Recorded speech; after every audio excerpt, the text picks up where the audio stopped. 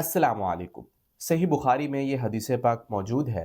हज़रत अस्मा रज़ी अल्लाह अन्हा फरमाती हैं कि आप सल्लल्लाहु अलैहि वसल्लम ने मुझसे फरमाया कि तुम सदका व खैरात को मत रोको, वरना तुम्हारा रिस्क भी रोका जाएगा।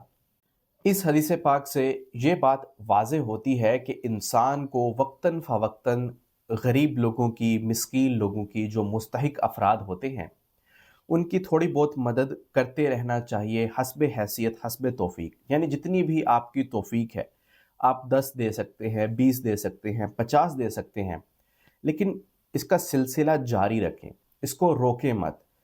और अगर किसी को अल्लाह ने ज़्यादा मालो मता से नवाजा हो तो वह ज़्यादा भी सदका व खैरात कर सकता है।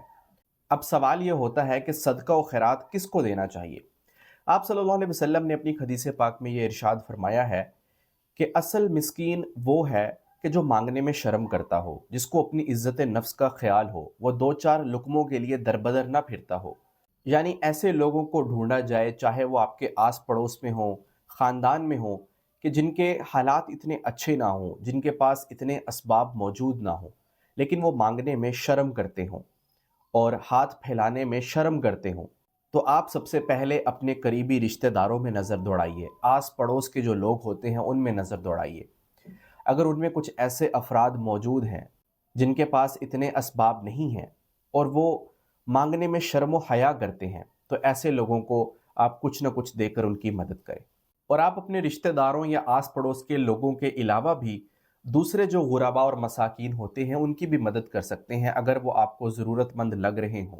तो जब आप सदका खैरात करेंगे तो इसका फ़ायदा ये होगा कि आपके रिस्क में बरकत होगी, आपके रिस्क में फरावानी होगी। क्योंकि जब आप सदका खैरात को देना बंद कर देते हैं तो आपका भी रिस्क रोक दिया जाता है।